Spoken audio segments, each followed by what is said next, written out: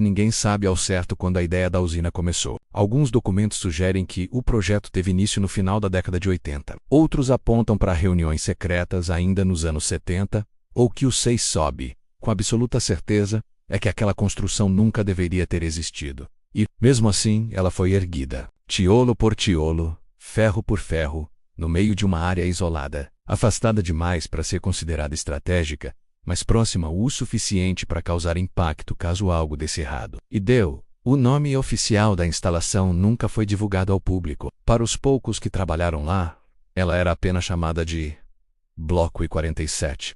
Um código frio técnico desprovido de significado, pelo menos à primeira vista. Em relatórios antigos e raros de se encontrar, há menções a uma intenção ousada: criar uma usina capaz de operar com um nível de eficiência energética considerado impossível pela engenharia convencional da época, quase o dobro do que qualquer usina do gênero conseguia gerar. O governo classificou o projeto como experimental e, mais tarde, simplesmente o apagou. Os moradores da região lembram bem. Eles contam que, durante anos, caminhões chegavam apenas à noite, máquinas eram transportadas cobertas por lonas, e os trabalhadores evitavam conversar com a população local. Sempre com pressa, sempre olhando por cima do ombro.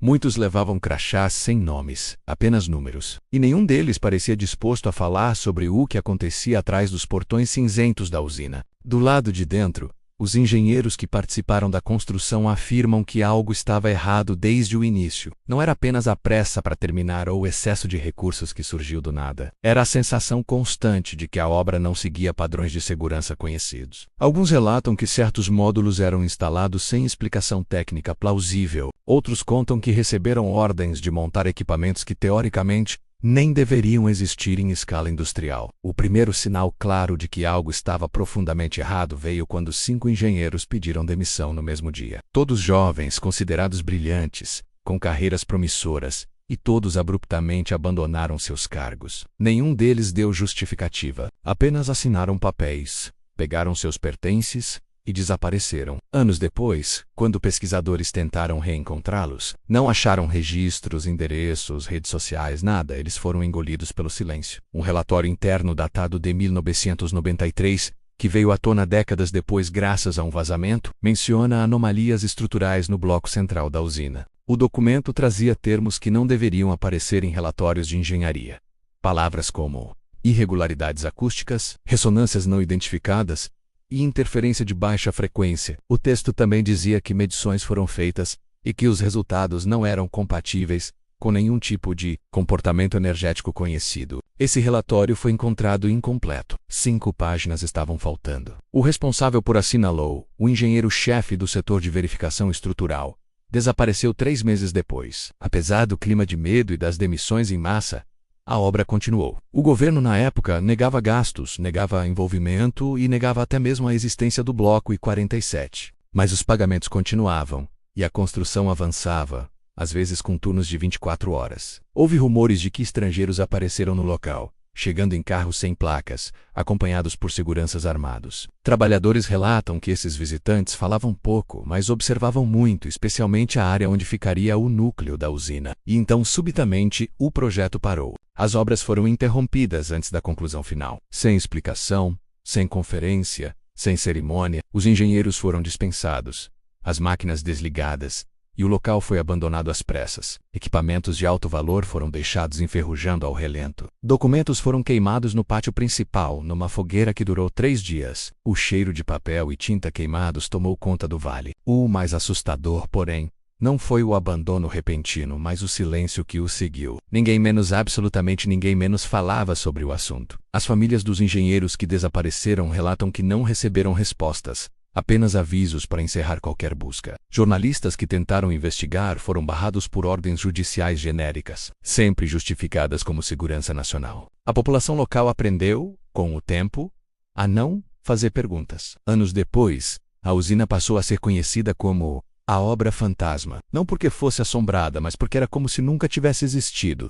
Mapas oficiais não a incluem. Satélites civis mostram a área como zona de proteção ambiental. Turistas que tentam acessar a região encontram placas novas, com tinta fresca, protegendo uma floresta onde, na verdade, existe apenas terra seca e ruínas. Mas moradores antigos ainda lembram. A usina está lá escondida, adormecida, esperando. E foi nesse ponto que surgiram novos relatos. Trabalhadores mais velhos, já aposentados, começaram a falar. Alguns diziam que ouviam um som vindo do prédio central, mesmo anos após o abandono, uma espécie de pulsação fraca, quase como uma respiração subterrânea. Outros afirmavam que luzes se acendiam durante a madrugada, apesar de não haver mais energia na área. Um deles, conhecido apenas como Miro, deu um depoimento no qual dizia que a usina parecia viva. Quando perguntado o que isso significava, ele apenas respondeu, como se quisesse acordar. Depois disso, Miro não deu mais entrevistas. A verdade é que o Bloco 47 nunca foi esquecido. Ele foi enterrado, encoberto, aprisionado sob toneladas de concreto e segredos. Mas nada fica enterrado para sempre, especialmente quando nasceu para nunca ter sido ligado. E agora, décadas depois, sensores instalados por pesquisadores independentes mostram que algo está acontecendo de novo naquela região. Pequenas variações no campo magnético, vibrações abaixo de 20 Hz e, ocasionalmente, o mesmo ruído grave mencionado nos relatórios. A usina parece estar read. Desde o início, o que tornava aquela usina diferente era o que ninguém conseguia ver. O exterior era comum: concreto, aço, torres de ventilação, tubos de alta pressão, mas no subsolo, nos níveis que nunca foram disponibilizados em nenhum arquivo público, ficava o coração do projeto. A peça que transformou o Bloco I-47 na usina mais temida da história recente, o módulo de conversão térmico ressonante, conhecido pelos engenheiros apenas como MCTR-0. O nome parece técnico, mas também esconde o que ele realmente significava. Era um protótipo, um experimento, um sistema tão avançado e tão arriscado que nenhum país em nenhum momento aprovou algo semelhante. Ele era a tentativa de converter energia térmica em potência elétrica através de um mecanismo que misturava princípios de ressonância mecânica, vibrações infrasônicas e condução magnética, ou seja, algo que funcionaria teoricamente, mas que jamais deveria ser ligado em escala real. O MCTR-0 foi construído em silêncio absoluto. Nem mesmo os profissionais que trabalhavam diretamente com o módulo tinham acesso a todas as informações. Cada equipe recebia apenas uma parcela do projeto, como se alguém estivesse intencionalmente garantindo que ninguém entendesse o que estava sendo montado, menos apenas seguindo instruções. Relatórios antigos recuperados anos depois mostram advertências claras e repetidas. Um deles dizia: os níveis de ressonância não são estáveis, a amplitude aumenta de forma imprevisível. Outro documento ainda mais alarmante afirmava: a variação térmica não segue os padrões esperados. O módulo parece reagir ao ambiente. Reagir. Esta palavra nunca deveria aparecer num relatório técnico, mas apareceu. O núcleo experimental funcionava com um tipo de material sensível, não orgânico, mas extremamente reativo, que os engenheiros chamavam de elemento 04. Um composto nunca registrado oficialmente. Havia rumores de que o material tinha origem em um laboratório estrangeiro, contrabandeado por grupos que não respondiam a nenhuma agência governamental. Outros diziam que era derivado de ligas metálicas criadas durante a Guerra Fria, experimentos que deram errado e foram abandonados por serem impossíveis de controlar. O elemento 04 tinha uma característica terrível. Ele vibrava sozinho, mesmo desligado, mesmo não alimentado por corrente alguma. Relatórios confirmam que o composto emitia um leve zumbido, muito abaixo da audição humana, mas captado por sensores ultrassensíveis. Os técnicos acreditavam que era apenas instabilidade molecular, até perceberem que as vibrações aumentavam conforme o módulo era montado em sua estrutura definitiva. Um dos engenheiros, cujo nome foi apagado dos arquivos, escreveu à mão no rodapé de um documento técnico: antes mesmo de ligarmos, ele já está funcionando. A frase foi riscada em seguida, mas ainda é possível lá nas cópias digitalizadas vazadas anos depois. A questão central é que o MCTR-0 violava praticamente todos os protocolos de segurança energética conhecidos. Para começar, o reator não possuía redundâncias completas. Se um dos sistemas falhasse, o restante não conseguiria conter a reação. E pior, ninguém sabia exatamente qual reação esperar. Havia também algo ainda mais perturbador: os padrões acústicos. Sim, acústicos. O módulo emitia frequências específicas, como se estivesse cantando. Não eram sons audíveis, mas ondas tão baixas que podiam causar tremores, dores de cabeça, náusea e, em casos prolongados, desorientação. Quando os engenheiros faziam testes estáticos, alguns relatavam sensação de pressão no peito e ansiedade súbita. Um técnico chegou a desmaiar. Isso porque o módulo estava desligado. Os testes de ressonância no protótipo foram feitos apenas 3 vezes, e todas elas foram interrompidas por falhas imprevisíveis. Na primeira, sensores estouraram e partes metálicas vibraram a ponto de rachar. Na segunda, o sistema de resfriamento superaqueceu de forma invertida, menos ele ficou frio demais. Na terceira, o módulo emitiu um pulso que fez todas as luzes do prédio piscarem simultaneamente, apesar de estar isolado da rede elétrica. Depois dessa terceira tentativa, um memorando interno determinou que o MCTR-0 deveria ser desativado permanentemente. Mas não o foi. Pelo contrário, as peças restantes foram encaminhadas para o subsolo da usina, e o módulo começou a ser montado em escala real, sem autorização, sem supervisão internacional e sem protocolos técnicos. Por quê?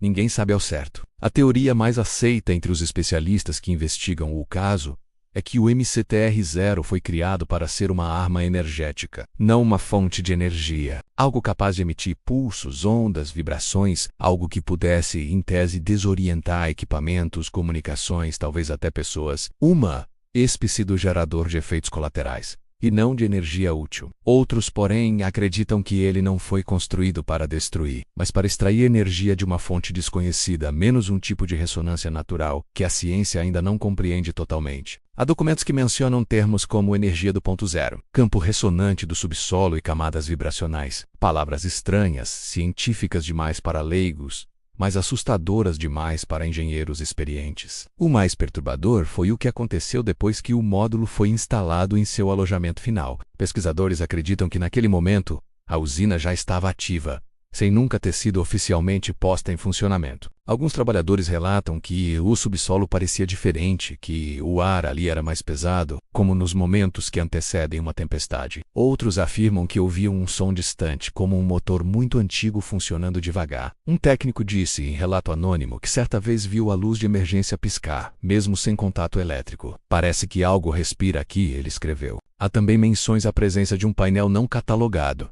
uma pequena interface metálica, com botões sem marcação e um visor que os técnicos não conseguiam interpretar. O pior é que ninguém sabe quem instalou esse painel. Ele simplesmente apareceu entre uma inspeção e outra. Esse painel tinha um detalhe que arrepia qualquer investigador.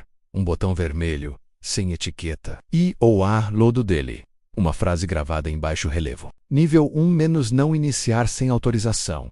Mas não havia nenhum documento indicando o que seria o nível 2. Uma usina experimental com um módulo instável. Um reator que vibrava sozinho, um composto que reagia sem energia, e um painel misterioso que ninguém assumiu ter projetado. Tudo isso escondido em um subsolo que não existe nenhum mapa. Esse era o coração da usina que nunca deveria ter sido ligada. E quanto mais os engenheiros tentavam entender como o módulo funcionava, mais pareciam concluir que ele não obedecia às leis comuns da engenharia, mas às suas próprias regras. E mesmo assim, alguém decidiu ligá-lo. Era pouco mais de 3h17 da madrugada quando o primeiro toque ecoou pelo quarto silencioso. Um som agudo, insistente, que parecia cortar o ar parado e pesado que se acumulava desde a noite anterior. Ninguém deveria ligar naquela hora. Ninguém menos exceto alguém desesperado. Ou alguém mal intencionado. Lucas abriu os olhos devagar, sentindo a estranha pressão no peito. Aquela sensação de que algo estava errado antes mesmo de saber o porquê. O celular continuava tremendo na mesinha ao lado da cama. A tela, iluminando o quarto escuro com uma cor azulada e fria. Número desconhecido, ele estranhou. Não era de atender ligações anônimas, ainda mais no meio da madrugada. Mas havia algo naquele som, naquela vibração contínua, como se o telefone estivesse chamando por ele, e não apenas tocando. Com a mão trêmula, atendeu. Alô, silêncio. Um silêncio tão denso que parecia ter peso, como se alguém respirasse do outro lado, muito devagar, muito próximo. Quem fala? Repetiu. Agora com a voz mais firme. Então finalmente veio a resposta. Uma voz baixa, quase sussurrada, mas carregada de uma calma perturbadora. Você não deveria ter feito isso. Lucas congelou. Feito o quê? A respiração do outro lado pareceu se aproximar ainda mais do microfone. A ligação. Essa ligação ilegal. Você sabe exatamente do que estou falando. Um arrepio percorreu a espinha de Lucas. Ele sentou na cama, tentando organizar os pensamentos. Havia feito algo naquele dia, menos algo que jurou que nunca contaria a ninguém. Mas como? Como aquela pessoa sabia? Horas antes, tudo parecia normal. Lucas trabalhava como técnico de TI em um laboratório que conduzia pesquisas sensíveis. A maioria das pessoas nem sabia que aquele prédio existia, muito menos o que era armazenado nos servidores subterrâneos. Mas Lucas sabia. E sabia também que existia um código, um protocolo proibido, uma linha de acesso que nenhum funcionário deveria tocar, uma espécie de zona morta digital, protegida por camadas de criptografia e alertas internos. Ninguém deveria tentar acessar, mas naquela noite, movido pela curiosidade, e talvez por algo que nem ele conseguia explicar, ele decidiu tentar. A tal ligação ilegal não era um telefonema, era um comando silencioso, uma espécie de ping direto para o servidor proibido. Uma conexão mínima, quase imperceptível. O tipo de coisa que passaria despercebida por qualquer sistema humano. Mas aparentemente não passou. Quando executou o comando, a tela piscou por apenas um segundo. Apenas uma janela escura apareceu, sem formatação, sem título, sem nada. E no centro, escrito em vermelho, estamos cientes. Lucas desligou tudo na mesma hora. Fechou o laptop. Saiu correndo do laboratório e prometeu esquecer o que tinha visto. Mas algumas coisas não querem ser esquecidas. E naquela madrugada, quando o celular tocou, ele percebeu que o acesso proibido não era apenas digital. Era pessoal. Muito pessoal, olha, disse ele ao telefone. Se isso é uma brincadeira, não tem graça. A voz respondeu. Agora mais firme. Você abriu a porta. Agora precisa ouvir. Lucas sentiu o coração acelerar. Que porta? Eu só testei um protocolo. Nada demais, sussurrou o estranho. Você ativou um protocolo morto. Um canal que não deveria existir mais. Algo que foi selado por um motivo. E agora? Agora eles sabem que você tentou entrar. Eles quem? Lucas gritou. O silêncio voltou, mas dessa vez um silêncio pesado, quase abafado, como se houvesse mais de uma pessoa na linha. Como se alguém escutasse do outro lado da linha e do outro lado do mundo ao mesmo tempo. Então a voz falou de novo, eles já estão a caminho. Lucas levantou imediatamente, acendendo a luz. O quarto parecia menor. O ar parecia mais frio. Ele olhou pela janela, menos a rua estava deserta, iluminada por postes que tremulavam como se estivessem prestes a apagar. Escuta. Isso é sério? Perguntou, tentando manter a calma. Quem tá vindo? A polícia. A segurança do laboratório? Não, disse a voz. P.R.T. Um som metálico ecoou do outro lado da ligação, como porta se abrindo, ou como algo sendo liberado. Lucas engoliu seco. O que você quer de mim? Perguntou. Quero que você entenda menos, respondeu a voz. A partir do momento em que você tentou acessar aquele canal, sua vida deixou de ser inteiramente sua. Você se conectou a algo que não dorme, algo que não esquece, algo que sempre responde quando é chamado. Lucas desligou o telefone, mas o telefone continuou na ligação, a tela não apagou. O timer de chamada continuava contando. Ele apertou o botão de desligar várias vezes, mas nada acontecia. A voz continuava ali, como se ignorasse as tentativas de encerrar a conversa. Não adianta tentar, disse ela. Agora você está dentro. E Eles também. Algo começou a bater na porta da casa. Trouxe pancadas, firmes, rítmicas, como se quem estivesse ali soubesse exatamente o que estava fazendo. Lucas deu um passo para trás, segurando o celular com força. Não abre, disse a voz. Se abrir, acaba. Se não abrir, talvez ainda tenha tempo. Tempo para quê? Ele gritou, em desespero. Tempo para fugir, respondeu a voz. Eles rastreiam energia, não pessoas. Você precisa sair daí antes que o sinal se estabilize. As pancadas ficaram mais fortes, mais rápidas. A porta parecia vibrar. Lucas correu para a porta dos fundos, ainda segurando o celular que recusava parar a chamada. Vestiu um casaco, pegou a mochila e saiu para a noite fria. Não sabia para onde ir. Não sabia em quem confiar. Mas sabia que aquela ligação não era uma brincadeira. Algo o observava. Algo o seguia. Algo tinha sido despertado. Enquanto corria pela rua escura, a voz continuava, agora mais urgente. Escute com atenção, Lucas. A ligação ilegal na madrugada não deveria ter sido feita. E por causa dela, sua vida mudou. Nada vai voltar a ser como antes. Mas você ainda pode sobreviver. Se seguir minhas instruções. Ele respirava com dificuldade. Quem é você? Perguntou. A resposta veio como um golpe seco. Eu sou o último que tentou acessar antes de você. Silêncio. E então, a frase que congelou o sangue de Lucas, e eu não consegui escapar. As primeiras consequências não apareceram horas depois, como seria esperado em casos normais. Não houve intervalo, não houve aviso, não houve qualquer chance de adaptação. Tudo começou exatamente 12 minutos após a ligação ilegal de Lucas. Um número que para muitos pesquisadores parecia apenas coincidência. Para outros, Era a assinatura de algo muito mais profundo e aterrorizante. O relógio da cidade marcava 3h29 da madrugada, quando o primeiro evento foi registrado. Curiosamente, ninguém percebeu imediatamente. Nenhum alarme tocou, nenhuma sirene foi ativada, nenhum painel de energia acusou falha. A princípio, parecia apenas uma sensação estranha, como se o ar estivesse ficando pesado demais para respirar. Mas as câmeras de segurança captaram. E aquilo que captaram jamais deveria ter acontecido. O silêncio anormal, o primeiro efeito foi sutil, quase imperceptível. O som desapareceu. Por exatamente 2 minutos, toda a rédio, cerca de 3 quilômetros ao redor da casa de Lucas, menos mergulhou em um silêncio absoluto. Não houve o barulho dos postes, nem o ruído distante da rodovia, nem o latido ocasional de algum cachorro insone. Nada. Era como se alguém tivesse abaixado o volume do mundo. Cientistas chamariam isso de fenômeno acústico de supressão total, mas nenhum deles conseguiria explicar como isso seria possível sem intervenção física direta. Não havia terremotos, não havia ventos fortes, não havia campos magnéticos anormais. Era apenas silêncio. Um silêncio tão absoluto que parecia engolir qualquer tentativa de criar som. Moradores tentaram falar. Suas bocas se moviam, mas o som não saía. E quando o silêncio terminou, veio a segunda onda. A luz tremulante exatamente aos 4 minutos do evento, as luzes começaram a piscar. Não como quedas de energia comuns. Era algo mais ritmado. Como um código. Postes de rua piscavam ao mesmo tempo, casas inteiras alternavam entre claro e escuro em intervalos iguais. Como se a cidade estivesse tentando enviar uma mensagem em Morse. No laboratório onde Lucas trabalhava, os sensores registraram picos simultâneos de energia em vários pontos da rede. Picos milimétricos e coordenados, demais para serem acidentais. A equipe técnica tentou responder, mas as telas simplesmente congelaram. Computadores reiniciaram sozinhos, portas automáticas se trancaram, e o sistema de segurança começou a reproduzir a mesma frase em loop. Canal despertado, las 12, a frase se repetiu sem parar. O relógio interno corria para trás.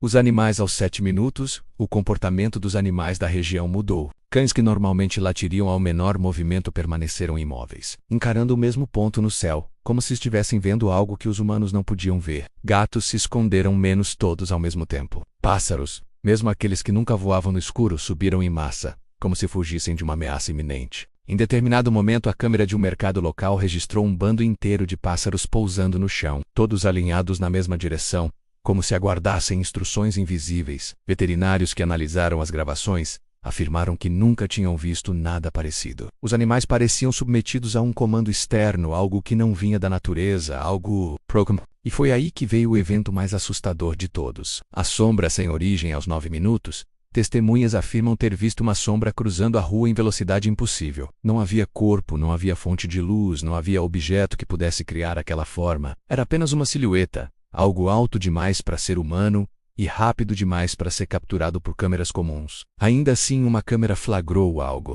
um borrão. Algo se movendo contra a luz. Algo que não produzia ruído algum. A sombra cruzou 3 quarteirões em menos de 2 segundos. E todos que relataram o fenômeno disseram a mesma coisa. Parecia que estava procurando alguém. A distorção da realidade aos 11 minutos, o tempo começou a falhar. Relógios correram. Alguns pararam. Outros voltaram alguns segundos. Moradores relataram flashes de imagens que não deveriam existir. Lugares nos quais nunca estiveram, mas que podiam descrever em detalhes assustadores. Um homem afirmou ter visto por um segundo uma sala cheia de telas, onde várias pessoas monitoravam algo que parecia a cidade inteira. Uma criança disse que viu um corredor escuro, onde alguém a chamava pelo nome menos, apesar de ela nunca ter ouvido aquela voz antes. E então, 12 minutos, o marco do impossível. Aos exatos 12 minutos, tudo parou. As luzes estabilizaram, os sons voltaram, os pássaros desapareceram. Os relógios sincronizaram. Foi como se a cidade tivesse dado um suspiro coletivo e voltado ao normal. Mas havia algo diferente. O ar estava mais pesado. O silêncio parecia espreitar nos cantos. As pessoas relatavam uma sensação de estarem sendo observadas não por alguém próximo, mas por algo distante. Algo que não tinha forma, mas tinha atenção. E foi nesse momento que os especialistas do laboratório conseguiram acessar, por poucos segundos, os dados capturados pelos sensores antes de tudo travar. O registro mostrava uma única linha de código, repetida centenas de vezes, conexão estabelecida, falta localizar, origem, eles queriam a origem. E a origem era Lucas. A teoria do fenômeno dos 12 minutos depois daquele dia, pesquisadores tentaram explicar o que aconteceu. Alguns diziam, Foi um pulso eletromagnético, foi uma falha temporal local. Foi alucinação coletiva causada por privação de sono. Mas havia um grupo restrito, muito restrito, que conhecia a verdade. A verdade de que o servidor proibido não armazenava apenas dados. Ele armazenava presenças. E qualquer tentativa de contato, por menor que fosse, fazia com que elas respondessem menos, mesmo que a resposta não fosse compreensível aos humanos. E quando respondiam, o efeito colateral se manifestava sempre com a mesma duração. 12 minutos. Era o tempo que elas precisavam para tentar entrar. Era o tempo que elas usavam para rastrear. Era o tempo que o mundo tinha antes que algo cruzasse a fronteira entre o digital e o físico. E naquela madrugada, o fenômeno tinha sido ativado por Lucas. Ele despertou algo que jamais deveria ser acordado. E agora, o que antes apenas observava estava começando a procurar. O encobrimento e as consequências invisíveis quando o relógio voltou ao normal e o mundo retomou sua aparência habitual. Só parecia tranquilo para quem não sabia o que estava acontecendo. Para as autoridades, e principalmente para os engenheiros envolvidos no projeto original da usina menos aquele. Não foi um evento isolado. Foi um sinal, um aviso. A comprovação de que algo que deveria permanecer adormecido tinha respondido ao chamado. E a primeira reação desses grupos não foi investigar. Foi silenciar. O início do apagamento logo nas primeiras horas da manhã, vans pretas estacionaram nos arredores da cidade. Homens usando crachá sem identificação bateram de porta em porta, fazendo perguntas vagas, mas intimidantes. Você viu alguma anomalia durante a noite? Ouviu algum barulho incomum? Sentiu enjoo, dor do cabeça, desorientação? E quando os moradores respondiam, acontecia algo ainda mais estranho. Os homens anotavam tudo em tablets sem marca, agradeciam e faziam uma segunda pergunta. Você tem certeza disso? Era como se estivessem tentando induzir dúvida na própria memória das pessoas. E de certa forma funcionava. Parte dos moradores começou a achar que tudo não passara de um pesadelo coletivo. Mas as gravações de segurança mostravam outra verdade. As luzes realmente haviam piscado em padrões impossíveis. As sombras realmente correram mais rápido do que qualquer ser humano. Os animais realmente se comportaram como se obedecessem a um comando oculto. Só que essas gravações desapareceram. Servidores foram confiscados. Câmeras foram recolhidas. Relatórios inteiros sumiram dos arquivos da prefeitura. Em menos de 24 horas, todo e qualquer vestígio do fenômeno dos 12 minutos tinha sido apagado, ou pelo menos, escondido nas mãos de quem mandara aqueles homens. O desaparecimento dos envolvidos Lucas, claro, era o alvo principal. Os registros oficiais dizem que ele entrou em licença médica por estafa mental. Os amigos dizem que ele precisava descansar depois de um surto. A empresa diz que ele estava focado em um novo projeto interno, mas a verdade é que ninguém mais viu Lucas depois daquele dia. Seu apartamento foi esvaziado, seus equipamentos recolhidos, seu carro removido. E quando familiares tentaram registro de desaparecimento, a polícia respondeu com a mesma frase.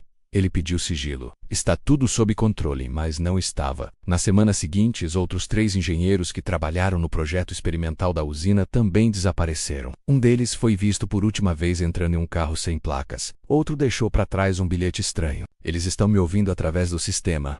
A partir desse ponto, ninguém mais ousou tocar no assunto. Os sensores que continuam registrando o impossível enquanto a cidade tentava esquecer o que viu. Nos bastidores, algo ainda mais preocupante acontecia. Alguns laboratórios independentes que não estavam sob controle das autoridades continuaram monitorando a região. E foi aí que o padrão apareceu. Toda madrugada, no exato minuto em que a usina foi ligada ilegalmente, sensores de frequência começavam a registrar um ruído profundo, quase imperceptível, mas constante. Não era um som comum. Era mais parecido com um pulso, como se algo estivesse enviando um sinal contínuo ou tentando encontrar uma resposta. Os pesquisadores chamaram isso de eco residual. A intensidade desse eco aumentava nos dias de neblina. Ficava mais forte quando a cidade estava silenciosa e às vezes mudava de ritmo, como se estivesse tentando conversar, uma mensagem codificada, um mapa ou uma tentativa de rastreamento. Ninguém tinha certeza, mas todos concordavam em uma coisa.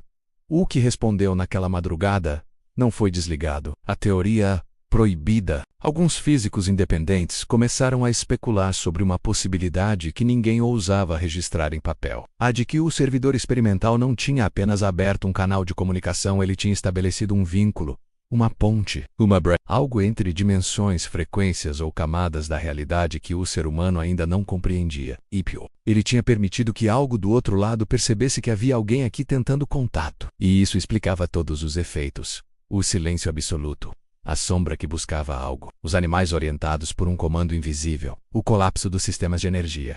E principalmente, o fenômeno dos 12 minutos. Aqueles 12 minutos não eram um erro. Eram o tempo que a presença do outro lado precisava para tentar atravessar. E agora, com o eco residual ativo todas as madrugadas, a conclusão era inevitável. Eles não tinham desistido. O encobrimento final, meses depois, o governo declarou que a usina seria completamente demolida por risco de colapso estrutural. A população aplaudiu, parecia a solução certa. Mas antes da demolição, uma equipe especial entrou no local durante a madrugada. Carregavam containers, maletas metálicas e cabos que nenhum técnico da cidade reconheceu. Uma testemunha, o segurança que viu tudo, disse que ouviu um dos homens afirmar: se destruírem o canal antes de extrair tudo, ele pode tentar se reabrir sozinho. 2 dias depois, a usina foi demolida, mas o eco residual continuou. Mais fraco, mais distante, mais disfarçado, mas ainda lá, como se algo tivesse recebido a mensagem de Lucas e estivesse respondendo. A consequência invisível, o mais aterrorizante, porém, não era o eco.